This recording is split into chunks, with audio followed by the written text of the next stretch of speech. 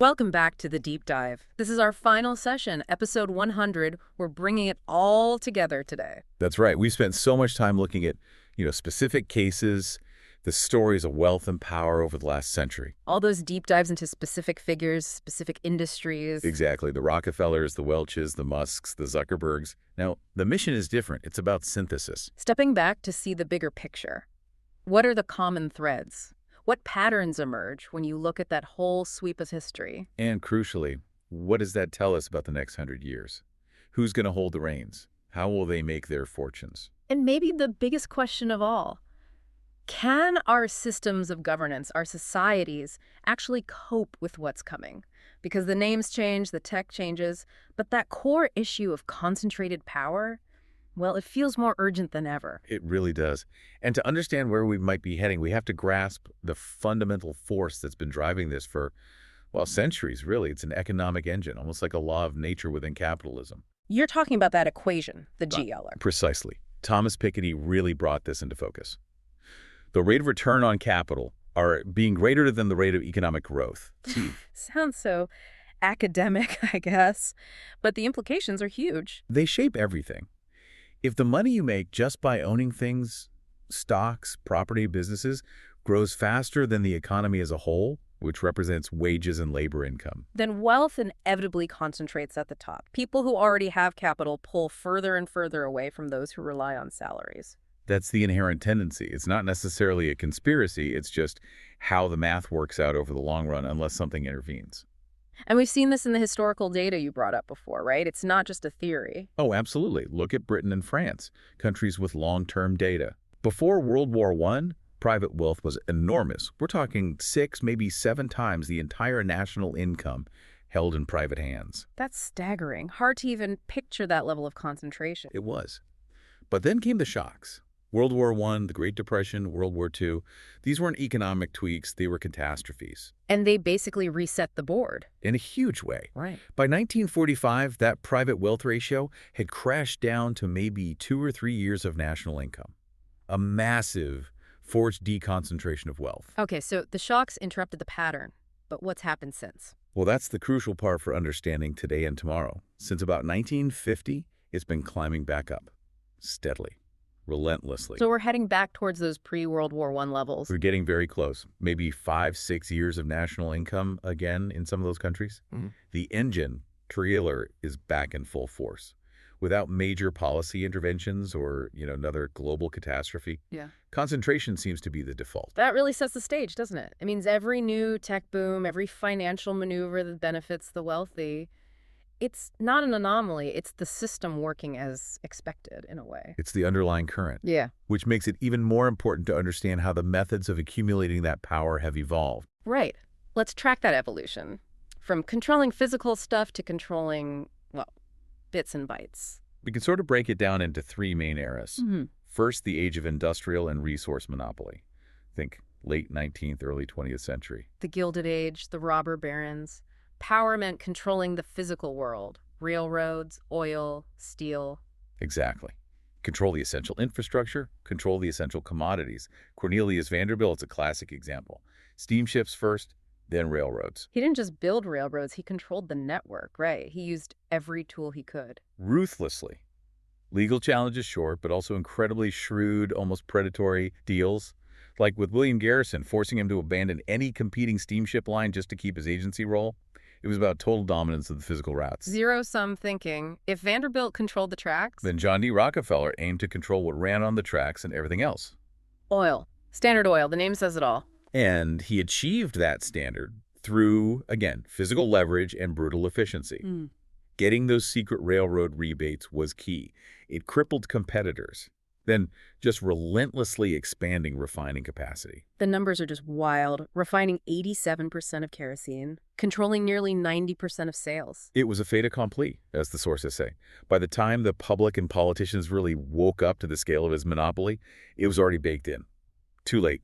And that economic power immediately became political power, keeping regulators at bay. The sources are pretty blunt about it. State legislatures were often, well, let's just say influenced, bought by the standards largesse. The money flowed directly into political protection. This wasn't just a Rockefeller thing, though. That pattern repeats. Oh, constantly. Look at Texas oil money in the mid-20th century. Sid Richardson, a huge oil man, he gets Eisenhower elected And then uses that access, to place his former ranch manager, Robert B. Anderson, as Secretary of the Navy, which just happened to be. the biggest buyer of oil on the planet at the time. And surprise, surprise, Richardson's oil sales to the Navy shot up. It's that direct translation of resource wealth into political leverage to protect and expand the wealth. That's era one. Okay, so controlling physical things, translating that to political influence. But then things started to shift. The power source moved. It moved from the factory floor to the trading floor, essentially. Mid-late 20th century, the rise of financial engineering. Jack Welch at GE kind of embodied this, didn't he? He absolutely saw it coming. He famously realized the real profits, the high margins, weren't going to be in making better turbines or light bulbs anymore. They were in the financial wizardry happening on Wall Street. GE Capital became the profit engine. And this leads to the private equity boom, firms like Blackstone. Exactly. The model flips. Instead of making things, the core business becomes structuring deals, using leverage, maximizing financial returns. It's less about physical assets, more about optimizing balance sheets. So what was the secret sauce for someone like Blackstone? Just debt. Leverage was definitely a huge part. Academic studies found maybe a third of the gains in typical buyouts came purely from using borrowed money to amplify returns. More debt means higher potential profit, but also higher risk, of course. But it wasn't just leverage. No, the other two-thirds often came from genuine operational improvements or long-term value creation. Streamlining, restructuring, strategic shifts. But the focus was financial returns, driven by those very high margins and, importantly, massive management fees they collected regardless. What's really striking about this financial era is how they could turn crises into opportunities. Ah, the dry powder. This is key. Firms like Blackstone deliberately kept huge reserves of cash ready. In the 2008 crisis, they had something like $27 billion sitting there. While everyone else was panicking and selling. Precisely. When asset prices collapse and credit markets freeze, everyone else has to sell, often at fire sale prices. But if you're sitting on billions in cash, you become the buyer of last resort. You dictate the terms. You scoop up valuable assets for pennies on the dollar. So the concentration of capital itself gives you this incredible timing advantage. You profit from the downturns that wipe others out. It's a powerful amplifier for wealth concentration, which brings us neatly into the third era, the one we're living through now. The digital age. Data, algorithms, networks, power shifts again from balance sheets to .code. To the control of information flows in digital platforms. The new titans build empires on network effects and proprietary data. Think Facebook, Google, Amazon. Mark Zuckerberg's goal for Facebook was explicit, wasn't it? To be like a utility. Exactly. Something you just use like electricity or water without even thinking about it. Once a platform achieves that status, that deep integration into daily life, competition becomes almost impossible. The network effect creates a natural monopoly. And now we're seeing this move beyond just the phone or computer screen, this FOMO idea. Online merge offline. Yeah, this is where perception AI comes in, using sensors, cameras, real-world data streams to understand and predict behavior in the physical world. So it's not just tracking clicks, it's tracking everything else. Movement, interactions. Pretty much. Think smart cities, autonomous logistics, frictionless retail. It massively expands the touch points for data collection and influence. China's O2O online to offline models were early pioneers here. And the companies that cracked that code? Saw explosive growth. Yeah. A2N Diamping, integrating food delivery, reviews, ticketing, everything. Its valuation hit $30 billion back in 2017. Mastering that FOMO integration is the new frontier. This whole AI race, though, the sources highlight a really stark difference between the US and China approach. Oh, it's night and day. China employs a top-down, state-directed strategy. They mobilize epic resources, as the sources put it, towards national goals like AI dominance, just like they did with high-speed rail. So the government is actively picking winners, funding research, pushing development. And local governments compete like crazy to attract AI companies with subsidies, data access, favorable policies. It's a coordinated national effort focused on long-term technological supremacy. Compared to the Which is much more laissez-faire, relying on private venture capital, entrepreneurial spirit, which is great for innovation in some ways, but lacks that central strategic direction. And worryingly, the sources point out that U.S. government funding for basic fundamental research has actually been declining. So one side has a highly mobilized, state-backed push, the other a more fragmented, market-driven approach. Fascinating contrast. Both will likely create immense wealth, but the relationship between that wealth and state power looks very different. Absolutely. Which leads us back to the playbook. Because whether you're building railroads or algorithms, the tactics used by these empire builders, they seem remarkably consistent over time. That drive for monopoly, for instance, it feels almost primal. Especially in digital, it's inherently a winner-take-all or winner-take-most market. Bill Gates understood this from day one with Microsoft. Control the standard, control the market. Yeah. MS-DON does. And be ruthless about it. The stories of him vowing to crush competitors, that wasn't just bluster. It was strategic necessity in software. You establish the standard, then defend it aggressively. Zuckerberg used a different tactic, but the same goal, that early expansion strategy. Going head-to-head with existing networks at places like Stanford and Yale. That was brilliant. It wasn't about easy wins. It was about proving Facebook could displace the best existing alternatives. If it worked there, it would work anywhere. A stress test for network dominance. And this intensity seems even more extreme in some markets. You mentioned China earlier, this idea of gladiatorial competition. Yeah, Western observers often miss this. They see copying, but the reality on the ground, fueled by massive investment and subsidies, was brutal.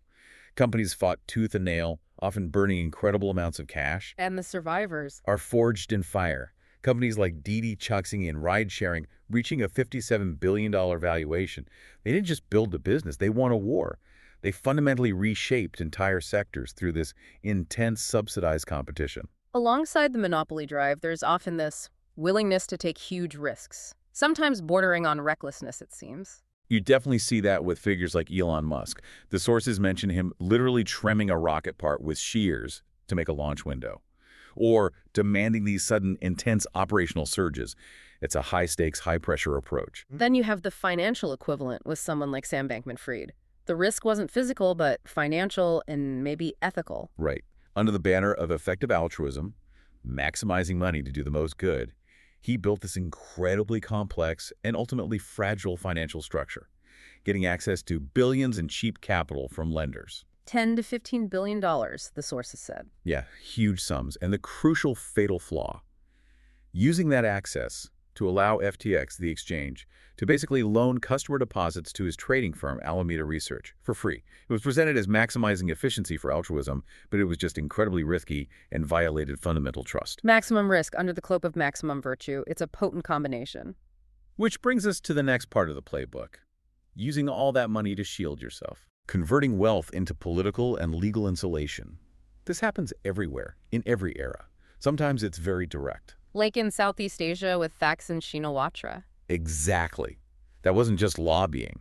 It was described as moving beyond money politics to big money politics. Direct power exchange. You support me, you get power, your businesses benefit. Precisely. His key corporate supporters got cabinet posts.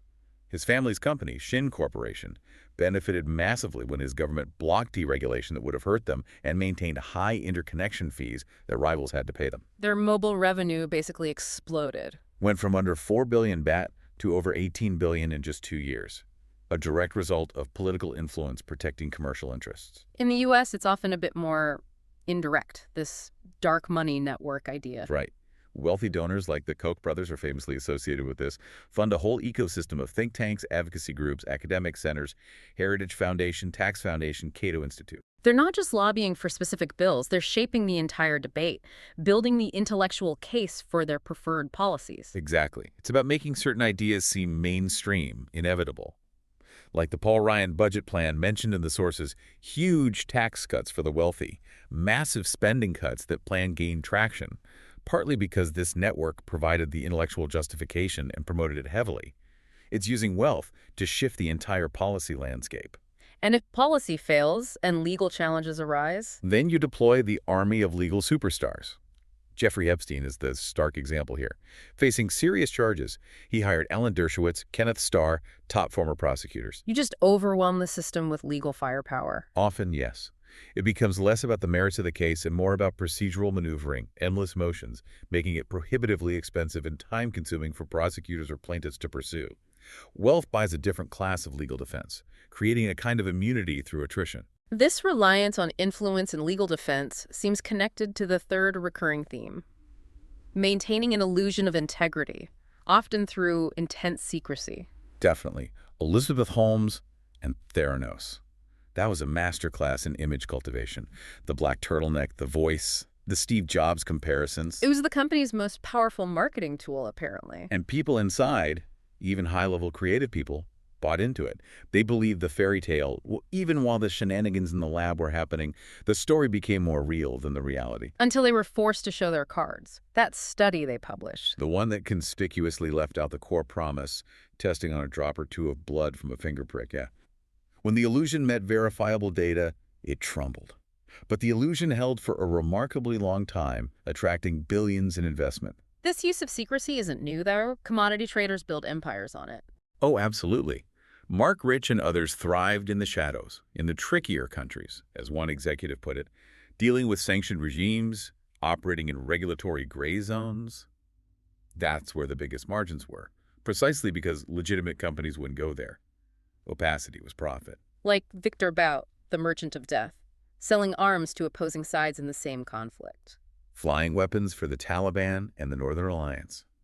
He filled a need in the chaos, delivering things others couldn't or wouldn't. And because he operated in secret, slipping between jurisdictions, even when intelligence agencies knew what he was doing, coordinating effective action against him was incredibly difficult. He exploited the seams in global governance. But sometimes that prized secrecy can backfire, right? Yeah, the Soviet grain deal example is fascinating. All these traders made huge secret deals to sell grain they didn't own, assuming prices would stay low.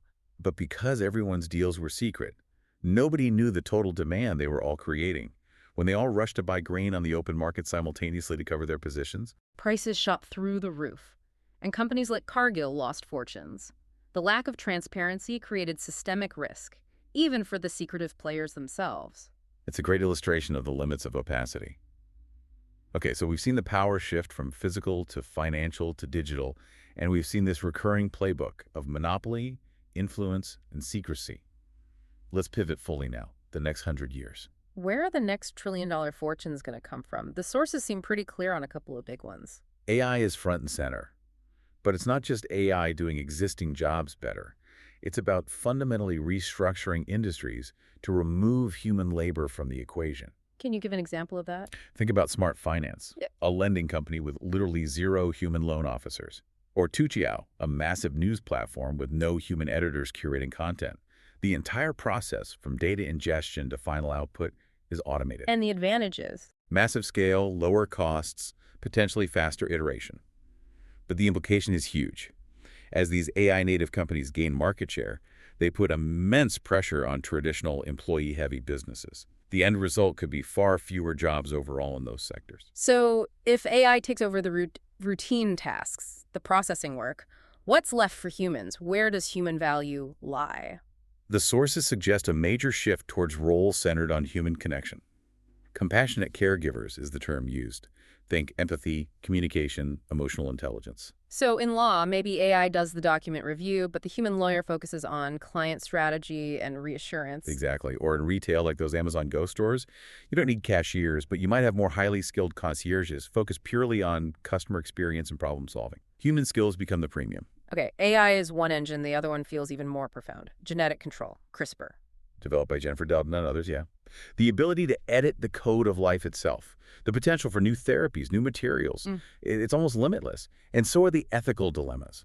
Especially around human germline editing, making changes that get passed down. That's the really thorny one. Experts like George Church argue against a complete ban, fearing it'll just create black markets and uncontrolled medical tourism, basically, driving it underground. Like the commodity traders finding the tricky countries. Precisely. It becomes unregulated, potentially unsafe. Doudna herself, who helped create the technology, recognizes how powerful and accessible it is. She advocates for finding some kind of solid agreement on an appropriate middle ground for governance. But regardless of the specific rules, the power inherent in controlling these gene editing tools or controlling the dominant AI platforms, it's potentially orders of magnitude greater than the power held by Rockefeller or Vanderbilt. Unquestionably. Which leads directly to the governance challenge. How does society manage wealth and power on that scale, especially when our current systems seem to be struggling? Look at executive pay. It's just exploded in recent decades, right? The top 0.1% income share has rocketed. Doubled in places like France and Japan since the 80s. It's a global phenomenon. And the common explanation is, CEOs are just so much more talented now, their productivity is higher. But the research doesn't really back that up. Not convincingly. The evidence points more towards what's called the bargaining model.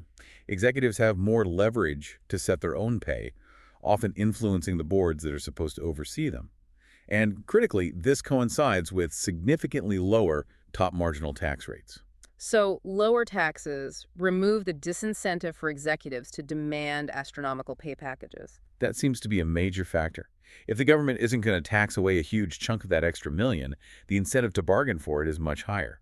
The research suggests pay is more correlated with luck and bargaining power than measurable performance increases. Okay, if the problem is structural bargaining power plus low taxes, what's the solution historically? Well, Piketty and others argue the only proven tool to curb this kind of runaway accumulation at the very top is dissuasive taxation. Basically, returning to the very high marginal tax rates on income and capital that existed in the US and UK before the 1980s. Tax is designed not just to raise revenue, but to actively discourage extreme wealth concentration. Exactly. Piketty's modeling suggests that even a global effective tax rate of, say, 30% on all capital could significantly roll back wealth concentration, perhaps achieving a deconcentration similar to what the world wars did, but through policy instead of catastrophe. It shows that policy can counteract the Jaya tendency, but that requires political will and coordination that seems hard to find. And sometimes the whole system is captured anyway. Look at Russia under Putin. Yeah. That's a different model entirely. He didn't just influence the state, he installed his loyalists directly into control of the biggest state-owned corporations. People he knew from way back, running the energy giants, the defense contractors. Companies that make up a third of the entire stock market value. When the state's economic pillars are run by the leader's personal allies, like Igor Sechin at Rosneft, the lines between private wealth, corporate power, and state control completely dissolve. Accountability just vanishes. Governance becomes loyalty. It's personalized power taken to an extreme, making external checks and balances almost meaningless. Which brings us right to the end here, this fundamental question of responsibility. When wealth gets this concentrated, who decides how it's used for the broader good? We see different models. You had the old-school philanthropists like Rockefeller setting up foundations meant to last forever. Today you have MacKenzie Scott giving away billions rapidly, or the effective altruism idea promoted by SBF trying to maximize impact per dollar. Which, in his case, ended disastrously. Tragically so. But the underlying question is the same. Do we rely on robust public systems taxation, regulation funded by everyone to address societal challenges? Or does hyperconcentration mean we increasingly depend on the whims, priorities, and potential blind spots of a tiny number of billionaire philanthropists? Relying on their individual, often opaque decisions to solve problems like climate change or global health seems incredibly risky. It bypasses democratic accountability entirely.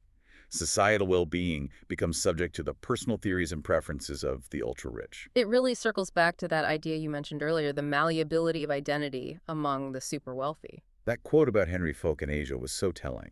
Shifting allegiances from the British colonials to being a rabid Chinese nationalist based purely on who was granting him the best business deals. Ideology follows the money, follows the power. It's transactional. His identity was flexible. His goal, maintaining and expanding his power and wealth, was constant. So, as we look ahead at technologies like AI and CRISPR offering unprecedented power to reshape economies, societies, even humanity itself, what's the ultimate danger? Is it that our systems of control can't keep up? Or is it something more fundamental? Is it the inherent moral flexibility, that transactional nature of the very few individuals who will inevitably gain control over these world-altering technologies? Will they wield that power responsibly? Or will identity and ethics bend to the pursuit of even greater dominance? That feels like the central question for the next century. Will the systems hold, or will it all depend on the character of the new titans? We're about to find out, aren't we? The scale of power is increasing exponentially. The need for answers on governance and responsibility is more urgent than it's ever been. A sobering but vital place to conclude our series. Thank you for that incredible journey through the past, present, and potential future of wealth and power. And thank you, our listeners, for joining us on this deep dive. We hope it's given you a lot to think about.